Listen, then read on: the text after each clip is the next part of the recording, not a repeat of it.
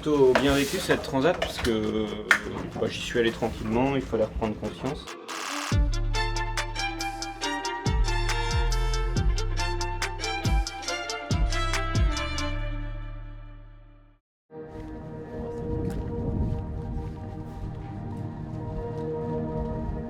L'année dernière, donc, sur la retour à la base, course qualificative pour le Vendée Globe, j'étais 4e, pas loin de Sam Goodchild, il me semble.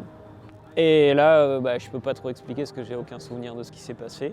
Parce que j'ai pas de souvenir du planté. Vraiment aucun souvenir, un trou de mémoire complet. Je savais pas pourquoi j'étais là. Puis j'ai regardé mon visage, j'ai vu une plaie énorme là. Quelques minutes plus tard, je sais pas combien de temps, mais tout m'est revenu petit à petit. C'est-à-dire, je savais que j'étais sur le retour à la base, je savais que j'étais 4e, je savais que j'étais en course, qu'il me restait 3 jours avant l'arrivée. Et à mon arrivée, donc, j'ai été pris en charge par des médecins où on s'est rendu compte que j'avais une vertèbre fracturée. Donc là, j'ai été du coup immobilisé pendant 3 mois, donc jour et nuit, sans la possibilité de pouvoir faire de sport ou quoi que ce soit. Et quand je me suis retrouvé sur la première transat, la CIC, là, en fait, ça a fait son chemin dans ma tête et ça m'a presque fait peur, je dirais. On m'a toujours dit, il faut que tu sois plus vigilant, il faut que tu fasses attention. Donc c'est pour ça que j'ai été très vigilant et précautionneux sur cette transat CIC.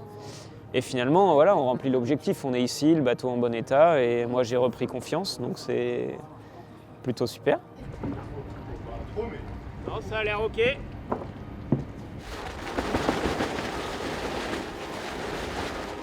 Globalement, j'ai fait le plus gros effet. Toujours là, toujours à côté de mon bateau. Là, ici, on le sent plus motivé que jamais pour repartir sur la deuxième transat. Donc ça c'est top, c'est ce qu'on cherchait, quoi. Oui, non, mais j'ai bien navigué globalement, mais c'est sûr que sur les manœuvres, sur l'investissement que j'ai pu donner pour faire mes changements de voile, etc., j'étais pas à 100%. Voilà, des fois, je me suis épargné quelques changements de voile. Clairement, notre objectif, c'était d'aller au bout et de reprendre confiance, ce qui a été fait.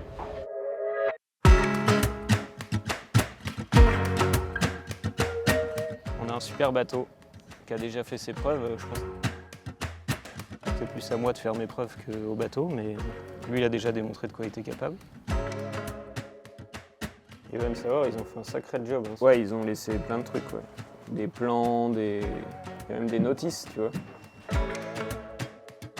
On l'a pas construit, donc on s'y adapte, on découvre plein de choses tout le temps. Et c'est ce qui me permettra probablement de parer à toutes les situations pendant le Vendée. Aujourd'hui, on est un peu la dernière équipe à s'être installée, en tout cas pour un projet relativement ambitieux, la dernière équipe à s'être installée dans le circuit. Donc plus on n'est pas en Bretagne, nous on est au Sable d'Olonne, et il faut dire que c'est quand même une spécialité un peu bretonne, la course au large en solitaire, donc toutes les ressources sont là-bas. Ah, Martine, on l'a trouvé en Espagne, lui. Il est pas d'Alicante? Ah, d'origine, mais sinon il vit à Valencia. Entre la coupe et l'effervescence de l'IMOCA en ce moment, c'est vrai qu'il y a beaucoup de ressources qui étaient prises. Et Gabi, j'ai dû le draguer longtemps pour qu'il vienne avec nous. Je t'ai envoyé combien? 100 textos? Par jour, ouais. Du coup, on fait appel à d'autres ressources. Moi, ça me fait penser un peu à The Ocean Race. On a encore une équipe internationale, c'est pas mal. No, but it's nice. It's getting me like in touch with the culture too and the language, so it's always nice. C'est fort quand même comme boulot, je trouve. C'est pour ça que j'apprécie aussi d'être là, c'est qu'on partage plein de choses ensemble. Et je pense que je raterais une grosse partie de tout ça si je faisais pas pleinement partie de l'équipe, en tout cas si je n'étais pas pleinement investi. Et si tu veux faire 2 tours de ça, c'est là, c'est mon pouce 1 mètre. Ouais, j'ai rajouté 1 mètre déjà. T'as rajouté 1 mètre comment? Comme ça? Comme ça, le bout de mon doigt jusqu'à mon téton opposé, c'est 1 mètre. Tu veux que je mesure? Il est où ton téton? Là.